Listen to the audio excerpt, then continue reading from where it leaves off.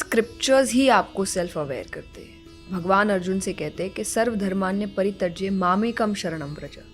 सब छोड़ के मेरे पास आ, सब समझा दूंगा क्या है. स्क्रिप्चर्स पूजा पाठ नहीं सिखा रहे आपको, सिर्फ ज़िंदगी जीना कैसे आपको सिखा रहे हैं. हमारे घरों में जनरली डेथ के बारे में बोलते थे लाइक शुभ शुभ बोलो, ऐसी बात ही मत करो. जिस दिन वो आता है ना, इसीलिए इंसान हैंडल नहीं कर पाता. और इसलिए स्क्रिप्चर्स डेथ के ऊपर बहुत बात करते हैं, क्योंकि दुनिया का सबसे बड़ा सच है. Known as a Meera of the modern world, Jaya Kishori ji started her spiritual journey at just the age of 7. And today, she is known for the kathas that impart lessons from the Bhagavad Gita. Join us as she takes us on a spiritual journey where she talks about the lessons that she's learned from the Bhagavad Gita, her devotion to Krishna, on topics like friendship and unconditional love. This is an episode you don't want to miss. Welcome to the show. It's lovely to have you and you look lovely. Thank you so much. You look lovely too. I think we're twinning. The colors the same. How is everything? How are you? I am good. Everything is great by God's grace. And how are you? I'm also good. I'm very excited to have this conversation. I was Same telling here. you offline that I do visit ISKCON and I do believe in Krishna. So on a personal level, I'm very excited to chat Thank with you. you. You were very young. I think आप 6 या 7 साल के थे जब you started, your journey of spirituality, so to speak. How did it begin for you? To be very honest, I would give that credit to my family. So मेरा environment ही day one से वैसा था. So my family is very religious, very spiritual. We started our scriptures बहुत young age से. So for me, it was never about Cinderella stories or Snow White stories. It was always about Lord Krishna stories, Lord Ram stories. मेरी bedtime stories यही होती थी. So बहुत start से, I had that curiosity कि क्यों, क्या, भगवान क्या है, क्यों कर रहे हैं.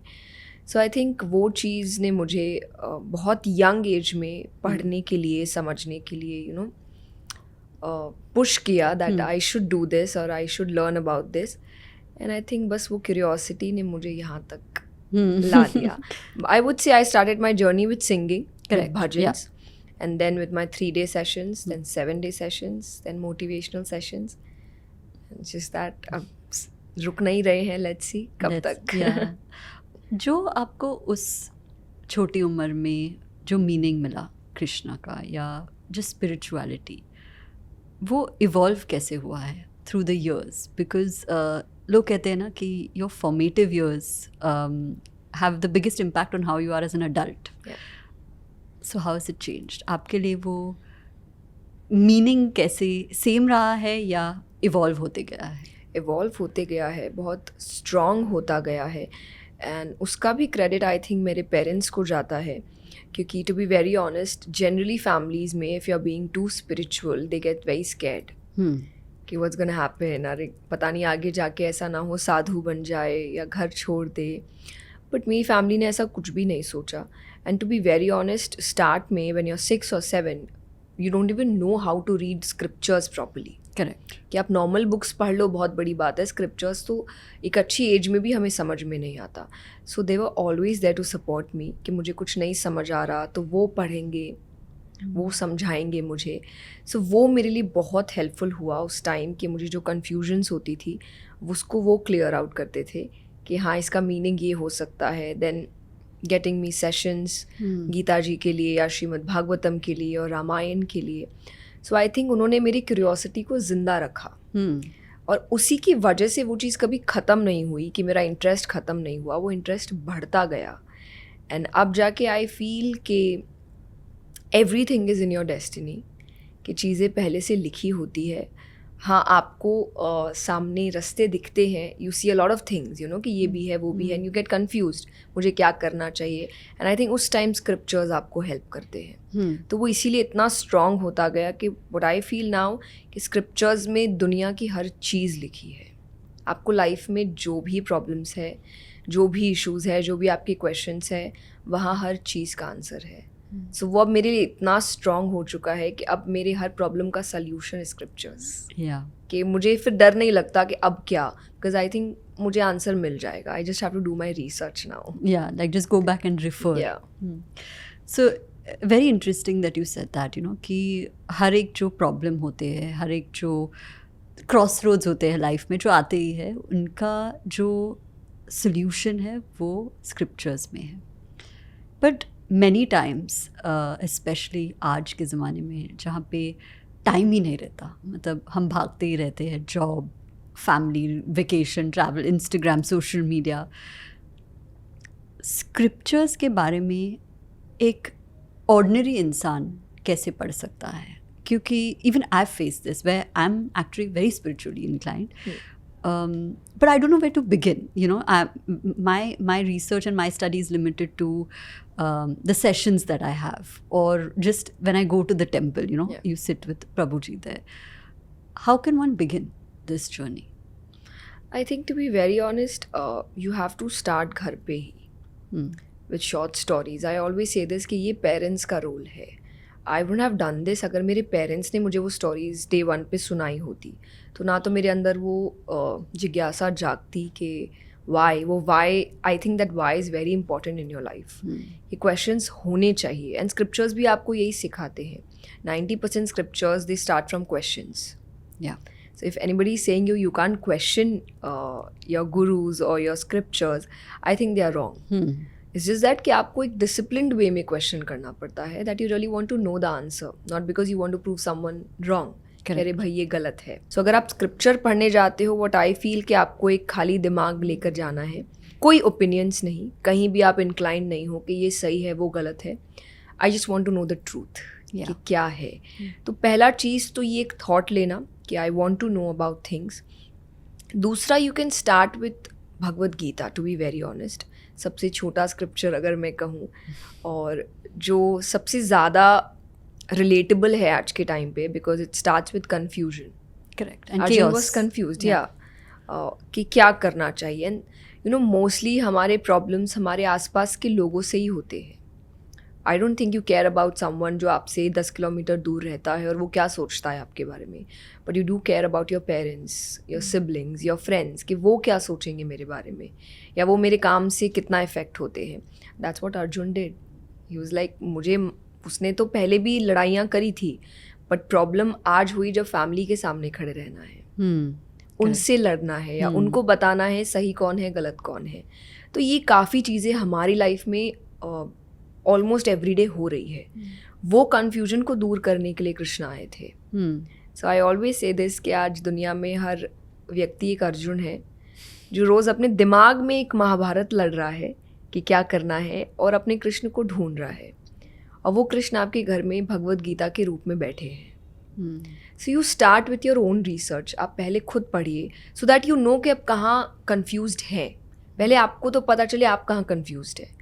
फिर मे बी आप एक मेंटोर ढूंढे कि हाँ मुझे अब इन चीज़ों के बारे में आप बताइए, मुझे ये गलत लगा, ये सही लगा. और फिर शायद आपको वो एक रियल मीनिंग या डीप मीनिंग समझा पाएंगे कि हाँ यहाँ आप सही हो, नहीं यहाँ पे ये मीनिंग था आपने गलत समझा. तो आई थिंक एक लार्जर पिक्चर आपके सामने आ सकता है. You know, just the fact that Bhagavad Gita as a tool, right, for answers. I think a lot of people know that. सबको पता है कि this ancient scriptures have the answers from a learned person like Krishna. But in terms of accessibility, जो श्लोक है, it can be complex for the ordinary person, right?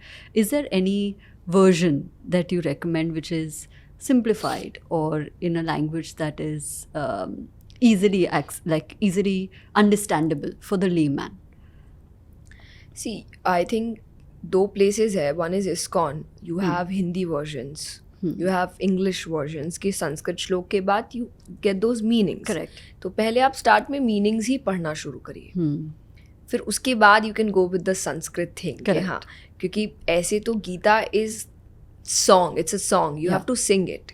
जो actual effect Gita का होता है वो श्लोकाज आपको गाने पड़ते हैं. वो भी एक तरीके से एक मेडिटेशन का प्रोसेस होता है, गीता के श्लोक्स गाना. So you have to sing that. But उससे पहले you can start with the meanings, maybe Hindi meanings, English meanings, और भी जो लैंग्वेजेस है. सो दो प्लेसेस है जहाँ की गीता जी मैंने पढ़ी है. वन इज़ गीता प्रेस गोरखपुर, कि वहाँ आपको बहुत सिंप्लीफाइड वे में भी गीता जी मिल रही है. सरल गीता के नाम से भी किताब है, एंड इस्कॉन में भी यू गेट वर्जन्स. तो उससे आप एक आई थिंक सिंप्लीफाइड वर्जन समझ सकते हो. देन उसके बाद आपके अंदर एक वो इंटरेस्ट जागेगा ही कि नहीं चलो अब मुझे प्रॉपरली समझना है कि वो क्या मतलब रखता है. आपने कहानी के बारे में बात किया कि your interest and your curiosity actually begins at home with the stories that you hear. What is that one story or two stories that had that impact on you कि मुझे और जानना है, I want to get to the why, I want to get to the answer? I don't remember the exact story because I was too young, but I would say I was attracted to Krishna because of one reason, major reason, that उन्होंने कभी भी कुछ छोड़ा नहीं. उन्होंने अपना हर time जिया है अच्छे से. मतलब वो बचपन है, वो जवानी है, वो लव लाइफ है, वो रिलेशनशिप्स है, वो वॉर है, वो नॉलेज है गीता के टर्म्स में, जो भी है उन्होंने अपना 100% दिया उस टाइम पर. और जब हम भक्ति में जाते हैं या स्पिरिचुअलिटी में जाते हैं, डे 1 पे देयर इज अ थिंग कि you have to leave things. But I was like Krishna never left anything. वो तो सबके बीच में ही थे, हर चीज़ के, पेरेंट्स के बीच, फैमिली के बीच. जब जो टाइम आया उस टाइम पर क्या चीज़ छोड़कर कहाँ आगे जाना है वो भी समझा. बट इट्स नॉट दैट उन्होंने घर बार छोड़ दिया. और गीता जी में भी जब Arjun is really confuse and Arjun is saying कि मैं युद्ध नहीं करता हूँ और मैं सब कुछ छोड़कर जंगल चला जाता हूँ, देन भगवान उनसे कह रहे कि तो कायर वाली बात है कि आपका जो धर्म है वो छोड़कर आप कह रहे हो कि आप सब कुछ छोड़ के, लाइफ संसार छोड़ के दूर चले जाओगे. और ये पूरा स्पिरिचुअल नॉलेज एक ऐसे इंसान को दिया जा रहा है जो आगे जाके राजा बनेगा. और राजा सबसे ज़्यादा लग्जरियस लाइफ जीता है. तो एक बार भी ये नहीं बोला जा रहा कि राज्य छोड़ दो, पैसे छोड़ दो, सब कुछ छोड़ दो. बट उनको कहा जा रहा है कि सबके बीच रहकर ये कैसे हावी ना हो ये सीख लो. तो रहो इनके ही बीच. तो ये टीचिंग मेरे लिए एक बहुत अच्छी टीचिंग थी कि कैसे ये सारी चीज़ें आप पर हावी नहीं होनी चाहिए. आप स्टिल आप यहाँ हो, आप सब इन्जॉय कर रहे हो, एक मटेरियलिस्टिक लाइफ इन्जॉय कर रहे हो. I do that every time. But ये चीज़ें मेरी खुशी का रीज़न नहीं है. मतलब मैंने इनको ये रिस्पॉन्सिबिलिटी नहीं दी है कि ये नहीं तो मैं दुखी हो जाऊंगी. It's an add on. या speaking of problems, I think वो सबसे ज़्यादा प्रॉब्लम है कि लोगों को ये पता नहीं होता कि प्रॉब्लम्स के साथ कैसे डील किया जाए. It can be any problem, whether at work or in relationships, financial, health. But people get consumed by their problems. वो जो solution है कि you maybe rise above the emotion or that temporary state. How does one practice that, right? Like when through the learnings कि I have the faith and the courage and the strength to deal with whatever it is, which a lot of people feel like they don't have. That's one of the problems that come up very often. Yeah. So I will give you my answer, to be very honest. कि I believe in God. और बहुत ज़्यादा. So मैं एक अपने sessions में बात करती हूँ कि ये एक थॉट बस आप सोचिए कि आपके पीछे एक ऐसी शक्ति, एक पावर है जो एक तो दुनिया चला रही है, लेकिन वो आपके पीछे खड़ी है और जिसका पूरा मोटिव ही ये है कि ये इंसान हारना नहीं चाहिए. मेरा काम है इसका ध्यान रखना. अब अगर आपको ये पता है आपके अंदर कितना पावर आता है, तो ये थॉट मुझे एक्चुअली प्रॉब्लम्स के सामने खड़े रहने देता है कि मेरा काम करना है. क्या होगा नहीं होगा, प्रॉब्लम्स आएगी, सोल्यूशन मिलेगा, वो पीछे पावर संभाल रहा है सब कुछ. और आज तक संभालते आया है. इट्स जस्ट दैट आप या तो हंसते हुए या स्ट्रांग होके वो सोल्यूशन ले लो या रोते हुए ले लो. नज़रिया आपका है. करेक्ट. आई ऑलवेज से कि आपको ज़िंदगी तो काटनी पड़ेगी. जितना टाइम आपका लिखा है यहाँ पर उतना तो जीना ही पड़ेगा. अब या तो रो कर लो या तो हंस के कर लो. That's up to you. करना तो पड़ेगा, रहना तो यहाँ पड़ेगा. ऑप्शन और कुछ है नहीं हमारे पास. These are all amazing learnings that you've obviously honed over a long period of time. क्या कोई ऐसी चीज़ या लर्निंग है जिन्होंने आपने अनलर्न किया? That's a very it's a common ask, right? Because as human beings, we learn, we unlearn, and we reinvent ourselves. Is there something that you have unlearned? Two things I would say. One, it's okay to make mistakes. I'm not God. Yeah. So even if I'm doing something जिसकी वजह से आपको एक fame मिलता है, आपको एक position मिलती है और आपको लोग बहुत नॉलेजेबल समझते हैं, ठीक है, I am happy with that. और मैं बहुत भगवान ब्लेस्ड फील करती हूँ कि ये चीज़ है. पर उसके बाद भी मुझे सब नहीं पता. ये अपने आप को बताना आपको कहीं ना कहीं दो चीज़ों से दूर रखता है. वन, ईगो, कि क्योंकि आपको इतना कुछ मिल रहा है, तो ये चीज़ अपने आप को समझाना कि मिलने के बाद भी बहुत दुनिया में ऐसी चीज़ें हैं जो तुम्हें भी नहीं पता, तो ये समझना. एंड सेकंड, अपनी रिसर्च खुद करना. सो अब मैं किसी की भी बात पे आंख बंद करके विश्वास नहीं करती, even if that person is my favourite speaker. पर अगर उन्होंने कुछ बोला है तो वो सच है कि नहीं, ये रिसर्च मैं खुद करूँगी. सो इस चीज़ में आई think I have made my mistakes कि अगर आप किसी पे बहुत भरोसा करते हो, कोई स्पीकर है जिनको आप बहुत पसंद करते हो, उन्होंने कुछ बोला नहीं, लाइक हाँ ये तो सच है. करेक्ट. अगर इन्होंने बोला है तो सच है. पर वो बहुत जगह मुझे लगा कि नहीं, वो शायद उन्होंने जब बोला वो भी शायद वही कर रहे होंगे कि उनके किसी सीनियर ने उन्हें समझाया होगा. सो ये एक मिस्टेक मैंने सीखी है कि मुझे ये नहीं करनी है अपने लाइफ में. और अब मैं ये सबको कहती हूँ कि मेरे सेशंस में भी अगर आप आ रहे हो, मेरी बात पे भी आंख बंद करके विश्वास नहीं करना. घर जाके अपना रिसर्च खुद करना कि जो बोला मुझे वो बात अच्छी लगी, पर क्या वो सच है भी कि नहीं. तो ये आई थिंक मुझे लगता है इसने मुझे बहुत हेल्प किया, क्योंकि उससे मेरी मेहनत और बढ़ गई. मुझे और सीखने को मिलता है जब मैं अपना रिसर्च खुद करती हूँ. तो आप किसी से सुन भी रहे हैं, फिर आप अपना भी काम कर रहे हैं, सो यू हैव दो नॉलेज एक साथ. Correct. Let's talk about love. जो मीरा का प्यार है कृष्णा की तरफ, generally it's known as unconditional. Do you think that that unconditional love is present today? Especially because so many people have so many issues with love and so many negative emotions attached with love, right? Whether that can be personal, it can be betrayal, it can be lies, it can be somebody leaving you. So what is your take on that unconditional love today? I don't think so we have that. And I don't think general relationships have that unconditional love.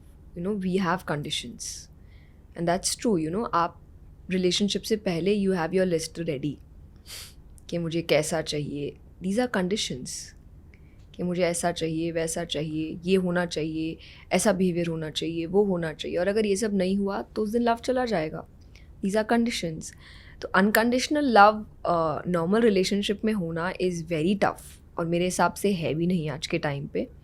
और वो मुझे लगता है आपको भगवान से ही हो सकता है कि क्योंकि यू नो आप नॉर्मल रिलेशनशिप में आपको कुछ मिल रहा है, आप एक्सचेंज कर रहे हो चीज़ें, और वो एक्सचेंज का जब तक लेवल सेम रहेगा, बैलेंस रहेगा, तब तक वो रिलेशनशिप भी रहता है. But with God you don't have that.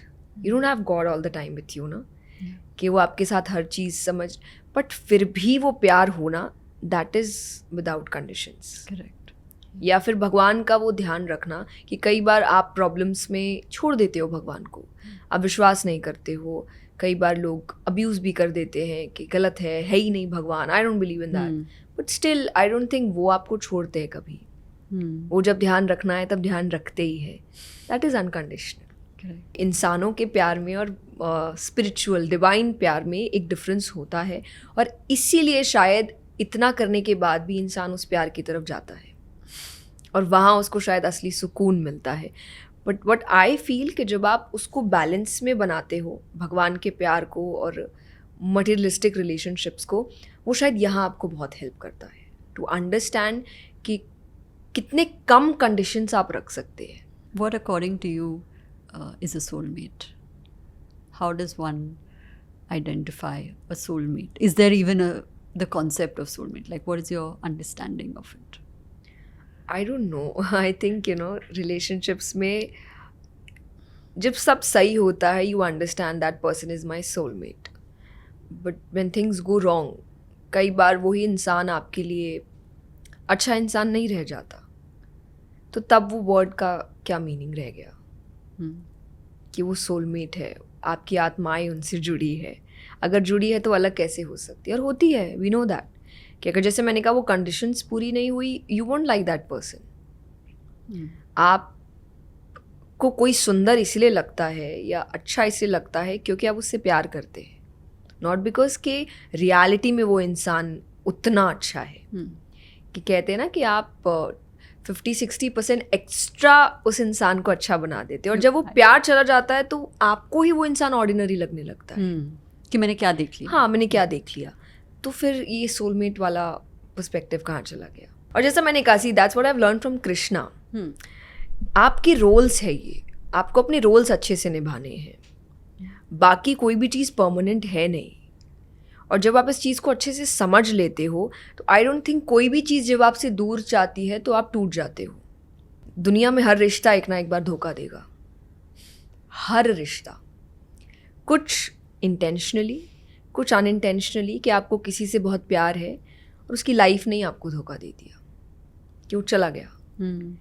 अब क्या आपको लगेगा यही तो सब कुछ था, इसी के साथ तो सब कुछ सोचा था, हर चीज़ इसके साथ प्लान थी। अब आप आगे एक कदम भी कैसे बढ़ाए आपको नहीं पता होता है, क्योंकि आपने इसी को सच मान लिया था। बट एक्चुअली यहाँ जो भी हो रहा है ये सब एक प्ले है, और जब तक आप उसको प्ले मान के चलोगे आई डोंट थिंक आप कहीं भी बिखर जाओगे। ऐसा कोई सिचुएशन आएगा, अपसेट हो सकते हैं, आप सैड हो सकते हैं, बट आपको पता है सच तो नहीं है ना। But what is written in the scriptures about love? क्योंकि आपने जैसे राइटफुली सो कि Krishna never shied away from anything, all the roles that he played, whether it was an advisor, whether it was a lover, whether it was a friend, or the many different roles that he had. So what is written in the scriptures about true love that people can relate to or identify with in today's context, especially given कि जैसे आपने पहले कहा कि unconditional तो होता ही नहीं है. So how can you identify with what's in the scriptures? Scriptures दो बातें कहती है. First, if you want something to be permanent, जितने टाइम के लिए है वो that kind of permanent, ऐसे हम खुद ही permanent नहीं है यहाँ पर, पर जितने टाइम के लिए है, so आपको conditions जितनी कम हो सके रखनी पड़ेगी. And conditions का meaning is not that कि आप अच्छाई में आई एम सेइंग, बट हर चीज़ के ऐसा ही होना चाहिए, यही बोलना चाहिए, वही करना चाहिए. You can do that, specially with human beings, क्योंकि आप कॉन्स्टेंटली इवॉल्व हो रहे हो, आप ग्रो कर रहे हो. तो वो जितना पॉजिटिव वे में ग्रो होता जाएगा उतनी अच्छी बात है. तो कंडीशंस जितनी कम होगी, प्यार उतना ज़्यादा, स्पेस प्यार के लिए उतना रहेगा. यू नो कि एक बॉक्स है, आपको जो चीज़ें सबसे ज़्यादा पसंद है उसके लिए आप जितना ज़्यादा स्पेस रखेंगे उतना अच्छा है. बट अगर बाकी चीज़ें भी उसमें भरते रहेंगे तो आपको वो स्पेस कम करना पड़ेगा. तो लव का स्पेस कम हो जाएगा जब कंडीशन के बॉक्सेस बहुत ज़्यादा आते जाएंगे. तो वो जितना कम होगा, लव के लिए स्पेस उतना ज़्यादा होगा. एंड एंड में सबको वही चाहिए, हर चीज़. इसलिए भी से मनी के बाद भी बहुत लोग दुखी है, फेम के बाद भी बहुत लोग डिप्रेस्ड है, सब कुछ मिलने के बाद भी इंसान दुखी है, क्योंकि एंड में लव, पीस, यही तो हमको चाहिए. And we are working for that. और वो जब नहीं मिलता है तो सब कुछ होने के बाद भी आपको अच्छा नहीं लगता है. तो ये कंडीशंस जितने कम होंगे उतना अच्छा. दूसरा, स्क्रिप्चर्स आपको यही बोलती है कि love God. And see, to be very honest, जैसा मैंने कहा, वो अनकंडीशनल आपको कंडीशनल लव को कैसे ग्रो करना है सिखाता है. That's very true. कि जब आप यहाँ प्यार करना सीखते हैं, यहाँ के प्यार को समझते हैं, अपने आप आपके दूसरे प्यार को लेके कंडीशंस कम होते हैं. इट्स ओके, कोई बात नहीं, हो जाएगा. जैसे मैंने कहा, परमानेंट नहीं है. ये सोच कब आएगा? जब भगवान से बहुत प्यार होगा. तो आप समझे, आप सामने वाले को समझेंगे वो क्यों कर रहा है, वो कैसे कर रहा है, और उसके साथ साथ आप ये भी समझेंगे कि आपके लिए कितनी चीज़ें सही है. कई बार हम अपने रिलेशनशिप में अपनी ही चीज़ भूल जाते हैं. You are talking about love. Self love is the most important love. और रिलेशनशिप में इंसान वही भूल जाता है कि ठीक है आपने उसको बहुत प्यार दिया, पर आपने खुद को प्यार करना ही आप भूल गए कि मेरा प्यार कहाँ है, मैं कहाँ हूँ, मेरी बातें कहाँ है, मेरा ग्रोथ कहाँ है, ये सब ख़त्म हो जाता है। तो वो चीज़ भी आपको भगवान से प्यार सिखाता है कि एक्चुअली आपके अंदर क्या क्या चीज़ें होनी चाहिए। वी आर फाइंडिंग थिंग्स दूसरों में, ऐसा हो, ये क्वालिटी हो, तुम कैसे हो, करेक्ट। ये तो पहले देखो। तो ये सारी चीज़ें आपको वहाँ से अपने आप सॉस हो रही है, तो वो जितना बढ़ेगा ये उतना अच्छा होता जाएगा। आपने कहा अनकंडीशनल लव और the meaning in the scriptures is love God. ये एक अलग काइंड ऑफ क्वेश्चन है, maybe it's a tough question, maybe you been asked this question before. There are people who for whatever reason उन्होंने बहुत सहा है life में, struggle, hardships, जिनका जो फेथ है गॉड में that has been shaken. So how does one go back to that, especially in very difficult, very stressful times when you find it difficult to love God or to place your faith in Him? So how can one do that? When you talk about success, आपको first I think advice मिलती है that you should read about successful people. Right कि उन्होंने अपने struggle को कैसे देखा, उन्होंने क्या किया। ये एक बहुत इंपॉर्टेंट लेसन होता है कि आपको जो बनना है उस फील्ड में जो बेहतरीन लोग हैं उनके बारे में पढ़ना शुरू करिए। You are talking about love for God, you should read about the devotees. We were talking about Mirabai. Correct. जब तक वो यहाँ रही किसी ने चैन से रहने नहीं दिया। आज हम बहुत बात कर रहे हैं कि शी वॉज अमेजिंग, उनके भजन्स हो रहे हैं, वो जब तक रही किसी ने उनको अच्छे से रहने नहीं दिया। प्रॉब्लम्स है, लोगों ने बोला फैमिली का नाम ख़राब कर रही है, बीइंग अ गर्ल वो ऐसे बाहर नहीं जा सकती, वो ऐसे डांस नहीं करती क्योंकि वो एक राजा के घर से है और वो बाहर जाके डांस कर रही है। अगर कुछ संत दिख गए, she is dancing on Krishna's bhajans, वो सूट नहीं करता। उनको जहर दिया गया कि इससे अच्छा तो कि मर जाए, हमारी फैमिली के नाम को ख़राब कर रही है। क्या उनका फेथ कृष्णा के लिए हिला?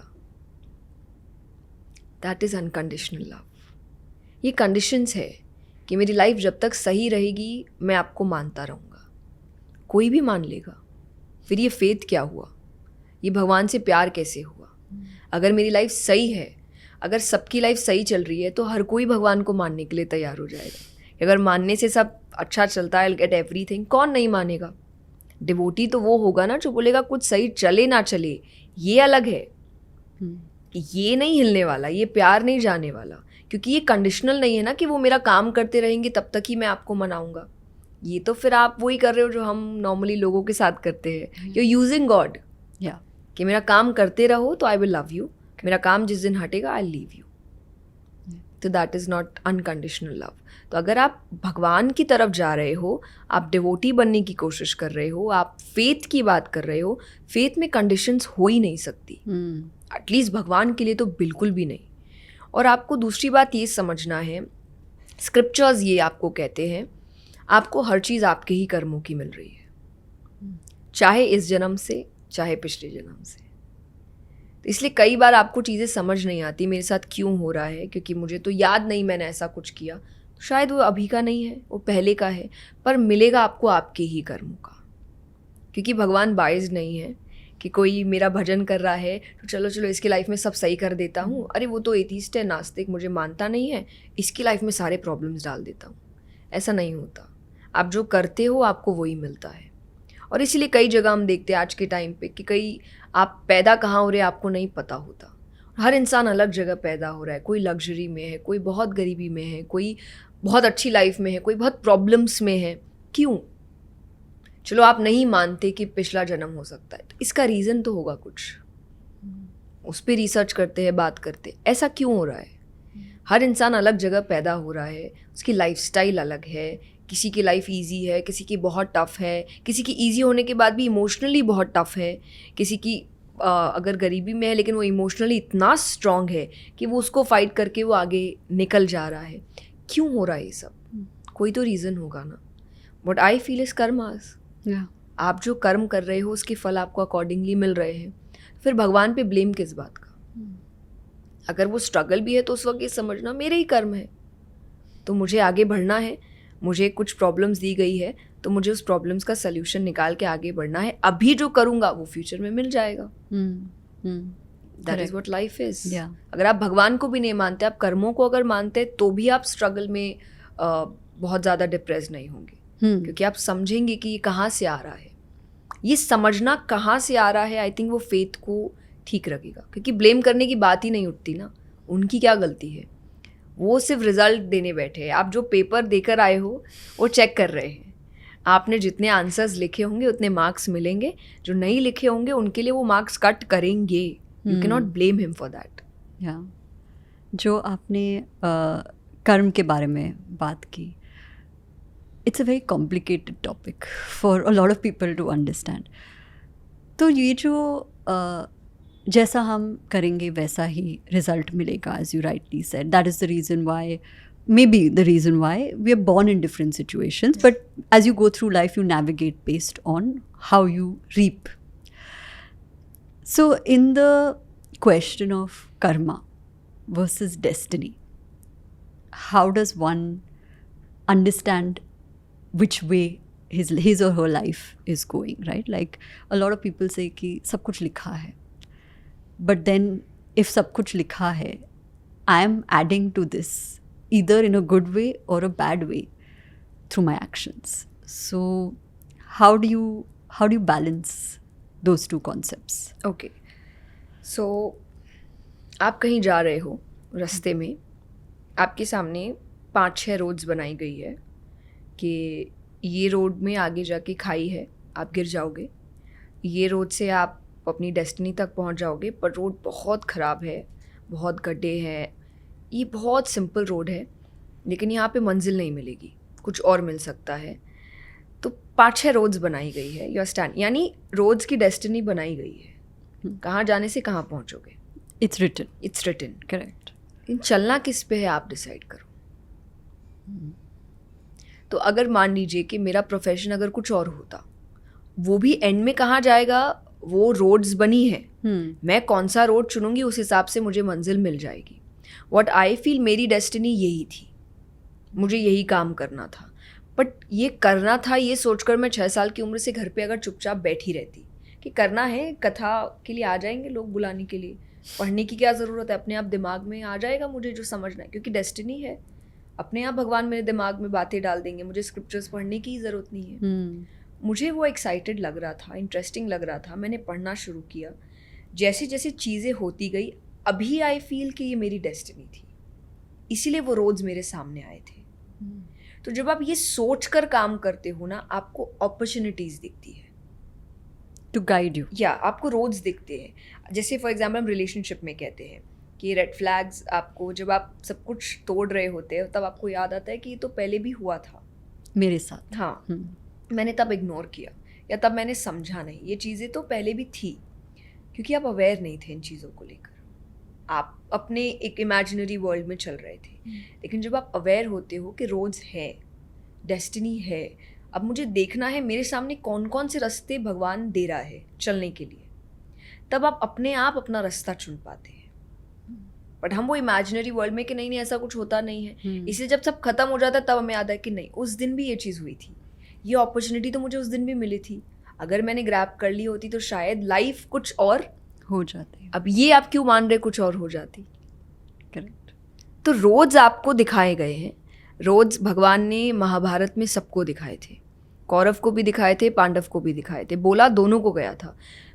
ज़बरदस्ती किसी के साथ नहीं हुई थी, कौरव के साथ भी ज़बरदस्ती नहीं हुई थी, ना पांडवों के साथ हुई थी। बता दिया गया युद्ध करोगे तो ये होगा, नहीं करोगे तो ये होगा। उन्होंने अपने अपने रास्ते चुने, उसके बाद एंड रिजल्ट आपको पता है। कौरव ने जो चुना उसका क्या एंड रिजल्ट हुआ, पांडव ने चुना उसका क्या हुआ।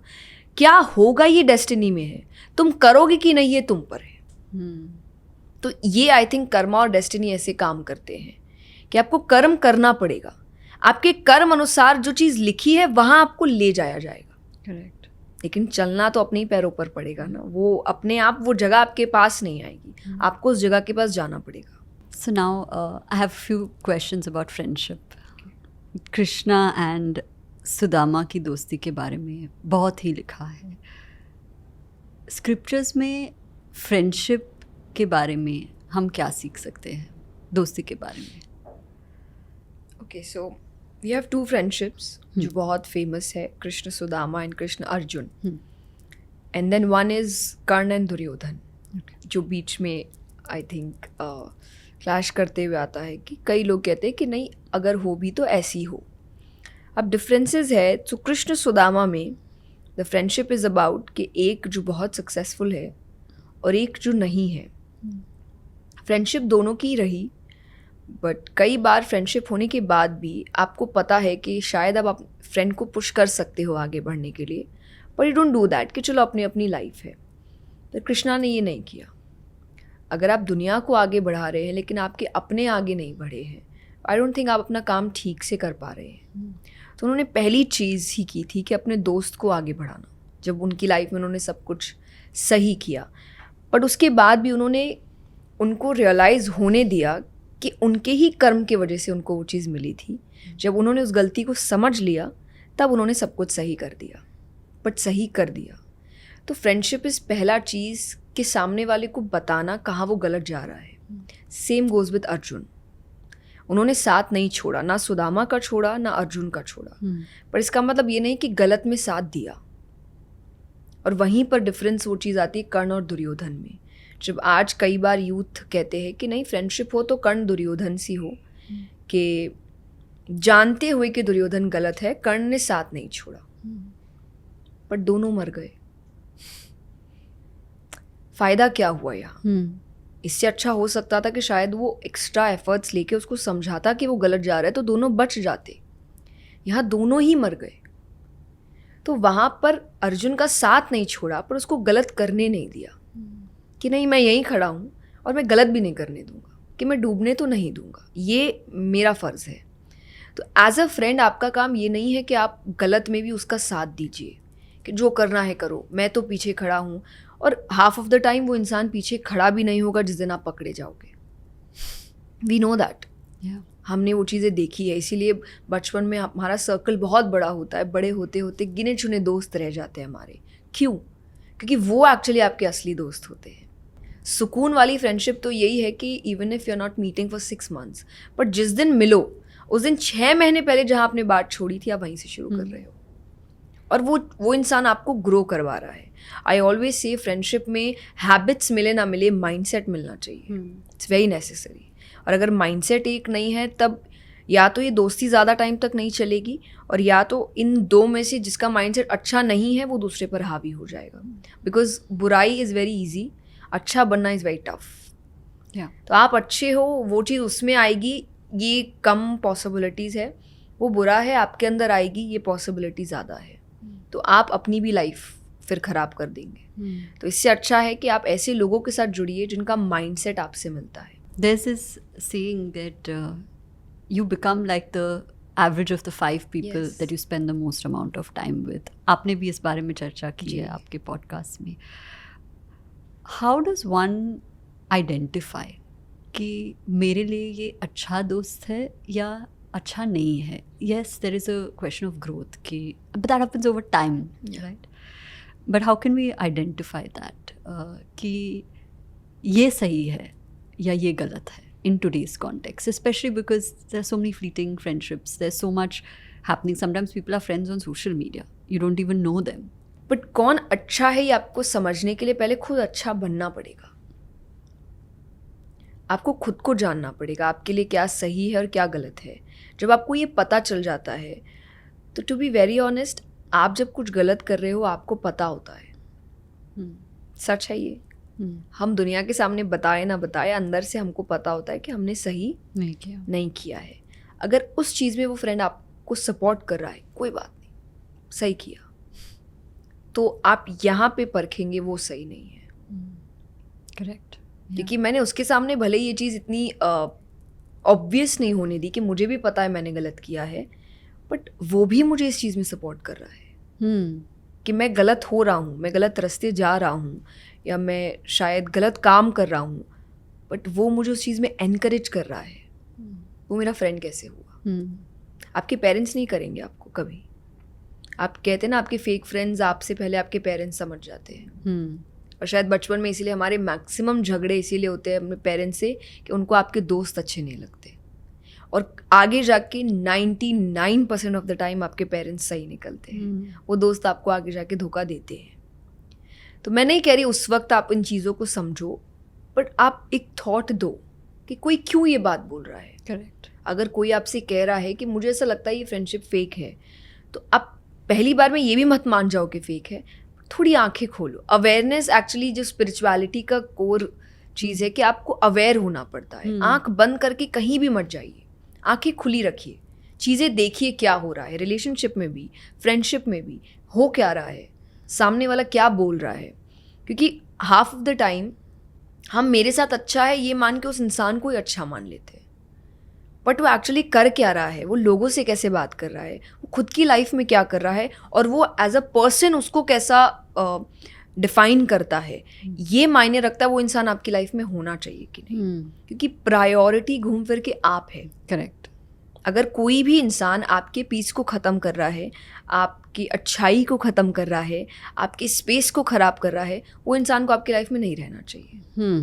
जो ये कॉन्वर्जेशन था between Krishna and Arjun, more from Krishna, which is called the Bhagavad Gita, उसमें जो आपने एक टर्म कहा कि क्या आप खुद को जानते हो, जो कृष्णा कहते हैं, it also leads to a lot of self-realization and self-awareness in his friend. How can one be self-aware and find who they really are? क्योंकि that's a struggle for a lot of people. And scriptures में कोई ऐसा श्लोक जो इस बारे में बात करता हो जो आपको पसंद है कि this is how you find yourself and what's the meaning of it? For me scriptures ही आपको सेल्फ अवेयर करते हैं, जब वो बातें उसमें जो लिखी है। क्योंकि कंटिन्यूसली पूरा 18 चैप्टर्स वो उनको यही बताने की कोशिश कर रहे हैं कि अर्जुन कौन है, और ऐसा नहीं एज अ वॉरियर कौन है, कि एज अ ब्रदर कौन है, ऐसा राजा कौन है, एक इंसान के तौर पर कौन है, और एक इंसान क्या सोच लेकर दुनिया में आना चाहिए, ये आपको सिखा रहे हैं। क्योंकि वो जब मैं स्क्रिप्चर्स की बात करती हूँ, गीता जी की जो मेरा फेवरेट श्लोक है, जो मुझे लगता है हर लेसन मुझे देता है, जब भगवान अर्जुन से कहते हैं कि सर्वधर्मान्य परित्यज्य मामेकम शरणम व्रज, सब छोड़ के मेरे पास आ, सब समझा दूंगा क्या है। तो ये इसके जो सिखा रहे हैं, तो उसमें फिर आपको गीता जी भी आ जाती है, श्रीमद् भागवतम आता है, रामायण आता है, महाभारत आता है। वो एक इंटरेस्ट कि हाँ ये जो कर रहे हैं एक बार ये सुनते हैं क्या है, ये जो समझा रहे हैं। और शायद उसके बाद रियलिटी में मैंने गीता जी और बहुत बार पढ़ी है कि ये एक इतने कॉन्फिडेंस के किसी को कहना कि सब संभाल लूँगा, जो मैंने अभी आपको फ्रेंडशिप के लिए कहा कि कोई कहे कि मैं हूँ, ये आई थिंक आज के टाइम पे बहुत लोगों को चाहिए कि कोई एक लाइफ में ज़रूरी नहीं बहुत एडवाइसेस दे, बट बोले कि मैं हूँ, कुछ भी हो नहीं हो तुम काम करते रहो, पीछे मैं हूँ। तो ये भगवान ने अर्जुन को बोला था, और तभी अर्जुन ने सरेंडर भी किया था कि मैं अब सरेंडर करता हूँ आपको, अब आप बताइए मुझे क्या करना है। तो वो विश्वास भगवान ने जगाया था। तो वो जब आपका जागेगा भगवान में, तो आप देखेंगे एक्चुअली स्क्रिप्चर्स के सारे लेसन्स, फिर आपको मेडिटेशन के लेसन्स भी गीता जी में मिलते हैं। आपको कैसे बैठना चाहिए, आपको मंत्र चैंटिंग करनी चाहिए, आपके मेंटोर होने चाहिए, सारी बातें गीता जी में आती है। सो आपको सब कुछ सीखने को मिलेगा वहाँ से, बट आपको वहाँ जाना पड़ेगा। यानी उनकी शरण, जो हम एक्चुअल भाषा में कहते हैं कि उनकी शरण लेनी पड़ेगी। और फिर आप देखेंगे कि स्क्रिप्चर्स पूजा पाठ नहीं सिखा रहे आपको, कोई भी स्क्रिप्चर नहीं सिखा रहा कि पूजा कैसे करनी है, फूल कैसे चढ़ाना है, सिर्फ ज़िंदगी जीना कैसे आपको सिखा रहे हैं, और बहुत बेस्ट वे में। कुछ भी छोड़ने को नहीं बोला जा रहा, कृष्ण ने कुछ भी छोड़ने को नहीं बोला। सो आप डरो मत कि आपको आते ही कोई ये बोल देगा कि पैसा छोड़ दो, काम छोड़ दो, फैमिली छोड़ दो, कुछ मत छोड़ो। बट उसके बीच रह कर भी कैसे आप डिटैच्ड वे में रह सकते हो, ये कृष्ण आपको सिखा रहे हैं। और ये सीखना आपके लिए सबसे ज़्यादा ज़रूरी है अभी। तो आई थिंक ये एक सबसे बड़ा लेसन है जिससे आप खुद को जान सकते हैं, क्योंकि वो आपके लिए ही बात कर रहा है, वो दुनिया की बात नहीं कर रहा आपसे। हम पूरे दिन दुनिया के पीछे हैं। मेडिटेशन का एक प्रोसेस है, सबसे ईजी मैं मानती हूँ, सुबह उठते ही 5 मिनट्स अपने साथ बैठो, कितने लोग बैठ रहे हैं आज? हम फ्रेंड्स के साथ हैं, हम फैमिली के साथ हैं, हम काम के साथ हैं, खुद के साथ कब बैठते हैं आप? उसमें भी आप कुछ ना कुछ कर रहे होते हैं। अगर अकेले भी हम रील्स देख रहे हैं, हम टीवी देख रहे हैं, कितनी बार आप शांत सिर्फ अपने साथ बैठे हो कि मेरे दिमाग में चल क्या रहा है, मेरे थॉट्स कैसे हैं, मेरी बातें कैसी है, मैं क्या सोच रखती हूँ। और तभी बहुत इजीली दूसरे ओवरकम कर जाते हैं आपके थॉट्स को, क्योंकि आपने अपने थॉट्स को तो कभी प्रायोरिटी दी ही नहीं ना, कि मेरी सोच है क्या, मैं कौन हूँ, मैं क्या सोच रखती हूँ, मुझे क्या करना है। तो ये 5 मिनट्स का भी अगर आप एक प्रोसेस शुरू कर दे रोज़ाना, कि उठ के सिर्फ मेरे साथ मेरी बातें, मेरा दिन कैसा होगा, मुझे क्या करना है, तो ये अगर आप शुरू करते हैं, कहीं ना कहीं ये एक पहला प्रोसेस होगा खुद को जानने की। कि जितना समय दुनिया के साथ बिताते हो, थोड़ा अपने साथ भी बिताओ। आपने इससे पहले डिटैचमेंट के बारे में कहा। लोग डिटैच कैसे हो सकते हैं? For example, if you are a very ambitious person, you are attached to your work, you are attached to your goal, और love, you love your family, you love your friends, you love your colleagues, you love traveling. How can one have these strong emotions, जो ये जो life के अलग अलग buckets होते हैं, but still remain detached? Acceptance. This is not permanent. I love my work, but I know ये permanent नहीं है, एक दिन ख़त्म होगा। एक दिन शायद इसी प्लेस पर कोई और भी आ सकता है, तब मैं शायद कुछ और काम कर रही हूँ, या जो मुझे आज मिल रहा है वो मुझे नहीं मिलेगा। और जिस दिन ये होगा, शायद मुझे उतनी प्रॉब्लम होगी नहीं, क्योंकि मैंने डे 1 से अपने आप को प्रिपेयर करके रखा है इस चीज़ के लिए कि ये होगा। For example, you love your family, I love my family, और मुझे ऐसा लगता है दुनिया में ऐसी कोई चीज़ नहीं है जो मुझे वीक कर सकती है, सिर्फ कि मेरी फैमिली जब मुझसे अलग हो जाएगी उसके। बाकी हर चीज़ मुझे लगता है मैं सब सहन कर सकती हूँ, मुझे कोई प्रॉब्लम नहीं होगी। बट फिर भी रोज़ अपने आप को याद दिलाना कि ये होगा, क्योंकि सबकी एक एज है, वो एज जिस दिन कंप्लीट होगी इंसान चला जाएगा, और आपको उसके बाद भी लाइफ जीनी पड़ेगी, और अच्छे से जीनी पड़ेगी, आप रुक नहीं सकते। तो ये एक्सेप्टेंस, गीता जी भी आपको एक्सेप्टेंस का लेसन देती है कि एक्सेप्ट करना कि कुछ चीज़ें आपकी बस की है ही नहीं, It's out of your control. Yes. तो आपको वो एक्सेप्ट ही करना पड़ेगा। लेकिन ये जब आप डे 1 से रोज़ाना याद रखोगे, फॉर एग्जाम्पल डेथ होगा पर कोई बात नहीं करता उसके बारे में। हमारे घरों में जनरली डेथ के बारे में बोलते थे लाइक शुभ शुभ बोलो, ऐसी बात ही मत करो। जिस दिन वो आता है ना, इसलिए इंसान हैंडल नहीं कर पाता, क्योंकि वो डे 1 से बात ही नहीं कर रहा था। वो शो ऐसे करा कि ये तो आएगा ही नहीं, मैं बात नहीं करूँगा तो आएगा नहीं। कहते हैं कि जब कैट चोरी से कहीं दूध पीती है तो आँख बंद कर लेती है, और उसको लगता है आँख बंद करने का मतलब उसको कोई देख नहीं पा रहा, पर एक्चुअली वो किसी को नहीं देख रही है, दुनिया उसको देख पा रही है। तो हमें लगता है जब हम ऐसी टॉपिक्स पे बात नहीं करते कि ये तो आएगा नहीं क्योंकि हम बात नहीं कर रहे, पर वो आएगा, और क्योंकि आपने बात ही नहीं की है आपको पता ही नहीं है उसको हैंडल कैसे करना है। और इसलिए स्क्रिप्चर्स डेथ के ऊपर बहुत बात करते हैं, क्योंकि दुनिया का सबसे बड़ा सच है, इससे बड़ा सच कुछ और है ही नहीं।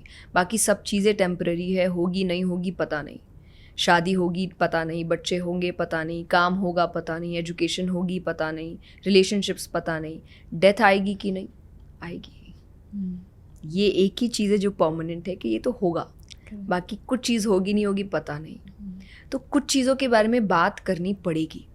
मैं हमेशा कहती हूँ पैनिक अटैक्स के एक रीज़न ये भी है कि हम उन सिचुएशंस के बारे में नहीं सोचते, बॉडी को उसकी आदत नहीं देते, और जब वो आती है तब एक तरीके से क्या होता है, कुछ है जो शिवर करने लगते हैं, किसी को चक्कर आ जाता है, किसी को हेडेक। बॉडी बता रही है कि मुझसे हैंडल नहीं हो रहा, मुझे हैबिट नहीं है इन चीज़ों की। तो जब आप हैबिट में नहीं डालते तो वो चीज़ का सामना वो कैसे करेगा? तो आपने दिमाग को, अपने इमोशंस को इस चीज़ की हैबिट ही नहीं दी। प्रिपेयर करना डे 1 से, और एक्सेप्ट करना कि होगा, ये होगा, कब होगा नहीं होगा देखते हैं, लेकिन फिर जिस दिन वो आएगा ना उस दिन आपको लगेगा कि चलो मुझे पता था, अब क्या करते हैं। हाँ। आपका बॉडी तुरंत इसी में क्या करते हैं होगा। करेक्ट। तो ये एक्सेप्टेंस आई थिंक सबसे बड़ा लेसन होगा इस चीज़ में। जैसे नेगेटिव इमोशंस होते हैं बहुत सारे, jealousy, hatred, pain, suffering, loneliness, जो चार्ट होता है positive emotions, negative emotions, very low emotions, low frequency, low vibration emotions, उससे हम डील कैसे कर सकते हैं in our day to day lifes? कैसे भी हो सकता है, like you can be envious at work, why did she get a promotion? Or you can be heartbroken, or you can feel stress, anxiety. How does one come out and move themselves from negative to positive if they are not spiritually inclined? First is acknowledge करना इस emotion को, क्योंकि बहुत लोग होंगे जो बहुत jealous feel करते होंगे बट वो मानेंगे नहीं ये चीज़। ये लाइक नो मैं जेलस नहीं हूँ, आई फील जो हुआ वो गलत था, उसको प्रमोशन नहीं मिलना चाहिए था, आप जेलस हो। तो अपने उस इमोशन को डिफेंड करना है ये बोलकर कि मैं वो हूँ नहीं, मुझे मेरे अंदर नेगेटिव इमोशन है ही नहीं। फॉर एग्जांपल कई लोग जब बहुत गुस्सा होते हैं वो मानते ही नहीं कि हमारे अंदर एंगर इश्यूज़ है। ये लाइक नो तुमने ऐसा किया तो आएगा ना गुस्सा। तो मैं ऐसा बहुत जनों के साथ कर सकती हूँ, लेकिन वो शांत बैठा होगा, वो जानता होगा कि अपने इमोशंस को कैसे हैंडल करते हैं, उनको हावी कैसे नहीं होने देते। आप नहीं जानते। तो पहले ये मानना कि ये प्रॉब्लम है मेरे अंदर, पर कोई नेगेटिव है ये तो मानता ही नहीं ना कि मैं नेगेटिव हूँ। हाँ मेरे अंदर इश्यूज़ है, मैं गुस्से में गलत बोल देता हूँ। आप डिफेंड करते हो अपने आप को, आप एक्सप्लेनेशंस देने लग जाते हो। एक्सप्लेनेशन देना बंद कर दीजिए, बोलिए कि हाँ ये इशू हो रहा है, मुझे इसको ठीक करना है। आधी प्रॉब्लम आपकी वहीं ख़त्म होगी जिस दिन आपने मान लिया आपके अंदर ये प्रॉब्लम है। दूसरा, जो नेगेटिव है उसको पॉजिटिव के साथ चेंज करिए। अब उस इंसान, चलो आपको वो इंसान अच्छा नहीं लगा, आपको उसके प्रमोशन से जेलसी हुई, कोई बात नहीं, उस दिन ट्राई करिए कि आप किसी और के प्रमोशन पे उसकी तारीफ़ करोगे जो जिससे आपका चलिए लेना देना नहीं है कि आज आपकी लाइफ में क्या हो रहा है मुझे नहीं पता, या मेरा कोई कनेक्शन नहीं है, तो आपने कुछ अच्छा अचीव किया, I congratulate, very happy for you कि आई एम सो हैप्पी कि आप आगे बढ़ रहे हो, क्योंकि मुझे आपसे लेना देना है नहीं, आपका ग्रोथ मेरे ग्रोथ में कोई प्रॉब्लम नहीं डालेगा। बट कहीं ना कहीं आप इमोशन तो एक्सचेंज कर रहे हो। जब ये ज़्यादा होगा तो वो अपने आप कम होने लगेगा। वो डायरेक्टली वहाँ नहीं हो सकता क्योंकि आपको शायद वो इंसान पसंद नहीं है, या आपको लग रहा है उस प्रमोशन पे हक आपका था। सोच है अपनी अपनी, किसका हक था, किसको मिलना चाहिए, वो आपके हाथ में है नहीं। अगेन ये आपके कंट्रोल में नहीं है। जो कंट्रोल में है वो करते रहो, लेकिन डायरेक्टली वहाँ तो आप वो एक्सचेंज इमोशन नहीं कर सकते। मैं तो क्वेश्चंस पूछती ही रहूँगी, so I think I am gonna come to the last question. आपका क्या एडवाइस रहेगा जो ये पॉडकास्ट देख रहे हो? They may be going through different things in life, they may not be spiritually inclined, they may not be in the best phase in life. Also, there's so much hate nowadays, whether it's in person या online पे जो आप किसी को comment दे सकते हो। सारे context में आपका advice क्या होगा? Life is too small to be sad. कि जो हमने पहले कहा, काटनी तो पड़ेगी। पॉजिटिव देखकर काट रहे हो या नेगेटिव देखकर, डिपेंड आप पे करता है। आपने अभी मुझसे कहा कि नेगेटिव कमेंट्स है, पॉजिटिव भी है, नज़र उस पर क्यों नहीं जा रही? तो जो है उस पर ध्यान देते जाओ, जो नहीं है उसके लिए काम करते जाओ, बट उसके बारे में रोकर आपको कुछ मिलेगा नहीं। बट फोकस आपके पास क्या है, और जिस दिन हर इंसान आज जो भी यहाँ पर है फोकस करने लग गया कि मेरे पास क्या है रादर देन मेरे पास क्या नहीं है, मैं गारंटी के साथ कह सकती हूँ 80% प्रॉब्लम्स उसकी ख़त्म हो जाएगी। उसके पास इतना कुछ है। हर इंसान के पास उसकी लाइफ में इतना तो है जितना कोई और सपना देख रहा होगा कि मुझे इतना मिल जाए, कि बस इतना भी हो गया ना मैं बहुत खुश रहने वाला हूँ, उतना आपके पास ऑलरेडी है। फिर भी आप ये सोच रहे हो कि मेरे पास कुछ भी नहीं है। तो बस जो है उस पर ध्यान देना शुरू कर दो, जो नहीं है उस पर काम करते रहो।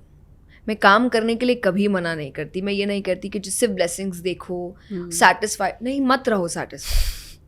बहुत मेहनत करो, पर मेहनत करो। रोकर अगर वो काम आपके पास आता है, आप 24 आवर्स रोइए।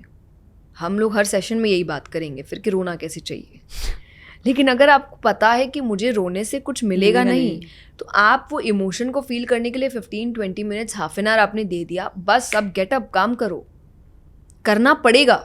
मैंने हमेशा कि ऑप्शन नहीं है। कई बार लोग आपसे कहते हैं कि जो ऐसे लोग हैं जिनके पास आपसे कम है उनको देखो। क्यों? क्योंकि आप कई बार देखेंगे उनके पास इतने प्रॉब्लम्स हैं, फिर भी वो रोज़ उठ के काम कर रहे हैं, क्योंकि उनके पास ऑप्शन नहीं है। तो जब आपको ये समझ आएगा ना कि मुझे थॉट दिमाग में रखना है कि ये मेरा ऑप्शन नहीं है, ये फील करने के लिए है कि मुझे इमोशन आया, गुस्सा आया, रोना आया, वो मैंने कुछ समय तक फील किया, अब क्या? पूरी ज़िंदगी यही करना है? और अगर नहीं करना है तो फिर अभी उठो, फिर 1-2 दिन 10 दिन मत लगाओ। अगर आपको पता है कि पूरी ज़िंदगी आप ये नहीं कर सकते, तो उठो, जो कर सकते हो उस पर काम करना शुरू करो। जिस दिन इंसान खुद को मोटिवेट करने लग गया, उसको किसी मोटिवेशनल स्पीकर की ज़रूरत नहीं होगी। एंड आई नो ये मेरे लिए शायद खराब होगा, बट ये ट्रूथ है। कोई भी आपको मोटिवेट करने के लिए, थेरेपी देने के लिए, काउंसलिंग करने के लिए 24 आवर्स नहीं बैठा, कोई भी नहीं बैठा। यूट्यूब पे भी वीडियो हाफ एन आवर या 1 आवर ही चलेगा, फिर तो बंद करना ही पड़ेगा ना, और फिर उठ के खुद को ही काम करना पड़ेगा। ना हम करेंगे ना आप करेंगे। तो आपको भी पता है कि आपको आगे सिर्फ आप ही ले जा सकते हो, या तो हंसते हुए या तो रोते हुए। डिपेंड आप पे करता है आप कैसे ले जाना चाहते हो। What a great way to end.